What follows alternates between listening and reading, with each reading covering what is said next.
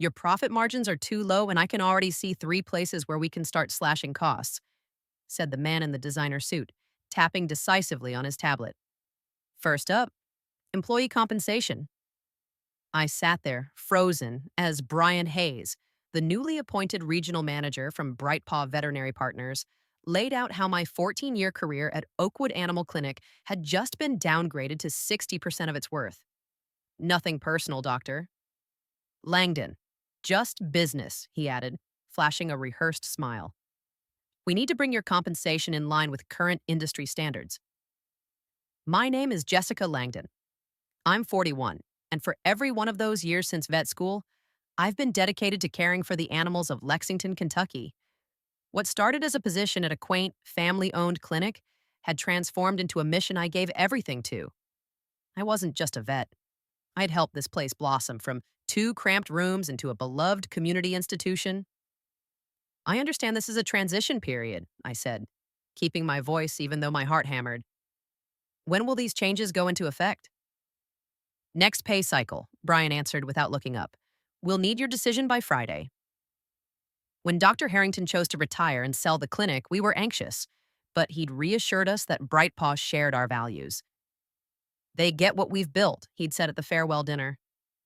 Now, barely 3 weeks into the sale, I was cornered between a drastic salary reduction or abandoning the practice that had become part of me, a place where I'd mentored every vet tech, knew hundreds of pets by name, and had clients who specifically requested me. Thank you for your transparency, I said as I stood. You'll have my decision by Friday. Brian gave a curt nod, eyes still glued to his screen. As I reached the door, he added, Oh, and Jessica, we're rolling out a new scheduling platform next week. The training manual's in your inbox. Out at the reception desk, Valerie was typing away. She'd been here 12 years, and one glance at her worried face told me she already knew. You too? I whispered. She nodded. 30% cut. Fewer hours, too. What are you going to do? I murmured, aware of the nearby clients. Valerie looked over at a golden retriever loyally guarding an elderly man, a woman cradling a carrier, a girl stroking a rabbit. I don't know yet, she said quietly, but I think everything's about to change, and not for the better. A deep sense of purpose rose inside me. This wasn't just about a paycheck, it was about our principles, our legacy. I scanned the clinic, my second home, and realized I had to fight for it. To me, being a good vet has never been only about diagnoses and treatments. It's about trust. Between the animals and me, yes, but just as much with their humans. I'd vaccinated puppies and helped those same dogs through their final moments. I'd written condolence cards by hand and danced after miracle recoveries. Dr. Jessica was saved in so many phones for emergency calls. My walls were lined with thank you cards and pet portraits, my fridge covered in crayon drawings from kids. These weren't just cases. These were lives intertwined with mine. Didn't you used to work for Brightpaw? I asked Thomas over lunch the next day. He was 32, new to our team, brought in after 3 years at a corporate practice in Nashville. He gave a knowing nod. Yep, it always starts the same. Budget cuts, then efficiency protocols, then they push you to upsell. And the care? I asked, though I already knew. It's all about the metrics, Yadi said. Patients per hour, extras per visit, total revenue. I left when they told me to start recommending unnecessary dental work just to hit quotas. He sighed and looked away. Later that day, I stepped out between appointments to call Dr. Harrington. He'd retired to a lakeside cabin to fish and write that veterinary memoir he always dreamed of. Jessica, I had no idea, he said, voice thick with guilt. They promised to uphold the clinic's culture. I never would have sold if I knew. It's not your fault, I told him. You earned your rest. I'm trying to figure out what comes next. What are you thinking? He asked. I paused. The idea had been simmering, and now it was becoming real. I'm considering opening my own practice. A short silence followed. Then firmly, you should. You've got the experience, the relationships. Lexington still needs a clinic that leads with care, not spreadsheets. After the call, I sat in my office, gazing at the degrees on the wall. My mind replayed the heartfelt thanks from clients over the years, the ones who said how glad they were we weren't a conveyor belt clinic. A knock pulled me from my thoughts. Maggie, our lead tech for 8 years, peeked in. Sorry to interrupt, Dr. Langdon, but Mrs. Peterson's here with Baxter. She's scheduled with Dr. Morris, but asked for you. Tell her I'll be right there, I said.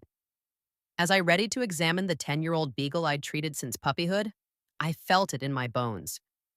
This wasn't just about salary cuts, it was about preserving a mission. Friday morning dawned with a calm clarity I hadn't felt in weeks. I'd spent my evenings poring over commercial leases, equipment vendors, and SBA loan options. I'd spoken to 3 former colleagues who'd successfully started their own practices. And the more I planned, the more it all made sense. At exactly 9 a.m., I knocked on Brian's door. Come in, Hida Kain, he said, distracted by a video call. He turned to me after ending the call. Jessica, have you reached a decision? I have, I said, handing him an envelope. This is my 2 weeks' notice. For a second, his corporate polish cracked. You're resigning over a routine adjustment? I'm pursuing a new opportunity, I said. And I wanted to give proper notice so my clients are cared for. Brian leaned back in his chair, studying me. Honestly, I expected this from some of the assistants, but not you. You're a senior vet. This is how mergers work. Everyone adjusts. I understand, I replied carefully. And I've made my own business decision. He gave a dismissive shrug and reached for the envelope. HR will handle the paperwork. I assume you're moving to another practice? Something like that, I said with a faint smile. Word of my departure traveled fast. By midday, Valerie, Maggie, and Thomas each found a private moment with me. Is it true? Valerie asked softly near the files. It is, I said. My last day is in 2 weeks. What will you do? She asked. I hesitated, then told her the truth. I'm starting my own clinic, looking at a space on Maple Avenue. Her eyes widened. Really? She glanced around and whispered, That's incredible, Jessica. Similar conversations followed. Thomas didn't miss a beat. Keep me in the loop, he said with a pointed look between appointments. That night, I sat at my kitchen table, scribbling on a legal pad, sipping tea. Maggie texted, Whatever you're planning, I'm in. It wasn't until my 3rd cup that the weight of the day settled. As I was heading to my car earlier, Mrs. Davidson had caught me in the lot. Her cat, Oliver, had been under my care since she rescued him 6 years ago. I overheard someone inside, she said, worried. Are you really leaving? I nodded gently. Her response was immediate. Wherever you go, Oliver and I will follow. As I stared at my notes, a renewed sense of purpose took root. This wasn't just about refusing a pay cut anymore. This was about building something better, a practice that would honor the trust these people had placed in me. The next 2 weeks became the longest of my career. I upheld complete professionalism, treating every animal with the same care and respect I always had. But under the surface, tension simmered. Brian had started hovering during appointments, clipboard in hand, silently assessing efficiency. He scheduled an exit interview for my last day and began sending daily emails reminding me of my contractual obligations, including a non-solicitation clause that, according to a lawyer friend, was largely unenforceable in Kentucky. What Brian didn't know was that I had already signed a lease for a storefront just 7 minutes away. It used to be a pediatrician's office, which meant much of the infrastructure was already in place. I'd secured financing from my longtime local bank, and the medical equipment suppliers I'd built relationships with over the years offered generous terms. We value relationships too, my rep had said over a quiet lunch. And frankly, we've seen what happens when Brightpaw takes over. We're happy to support independent clinics. Inside the clinic, I kept my plans quiet. But word was spreading. Clients began asking pointed questions during appointments. So, where exactly will your new clinic be? Mrs. Thompson asked, while I examined her terrier's ear infection. I haven't finalized anything yet, I said carefully, fully aware of the newly installed computer system microphone that had come with Brightpaw's quality assurance program. She leaned in, voice low. Well, when you do, please let me know. Max won't see anyone else. These conversations became daily occurrences, and each one strengthened my resolve. This wasn't just a career decision. I was defending a standard of care that mattered to my community. On Wednesday of my final week, Brian called me into his office. His usual corporate coolness had faded, replaced by visible irritation. Several clients have been asking about your future plans, he said, skipping pleasantries. I want to remind you of your contractual obligations. I'm fully aware, I replied calmly. And I've told everyone I have no concrete announcements to make. Actually, I said, reaching into my bag, I have copies of everything I signed. There's no non-compete clause in any of them. My lawyer confirmed it yesterday. I laid the file on the table. The atmosphere shifted. The lawyer and HR director exchanged glances. Brian's confidence faltered. We're not here to debate legalities, Brian said quickly. We just want to ensure a smooth transition for our clients. Your clients, I corrected gently. And I agree, we don't want to disrupt their care. The HR director, sensing the tension, softened her tone. Dr. Langdon, you've been part of this practice for many years. Perhaps we can find a compromise that works for everyone. I smiled. I'm always open to reasonable solutions. What followed was 2 hours of negotiation. We eventually reached a simple agreement. I wouldn't actively solicit Oakwood's clients for 30 days, and in return, Brightpaw would drop any claim to restrict my practice location or timing. By the time we finished, I had officially completed my tenure at Oakwood Animal Clinic. I packed my things, said my final goodbyes, and walked to my car with a strange blend of nostalgia and electric anticipation.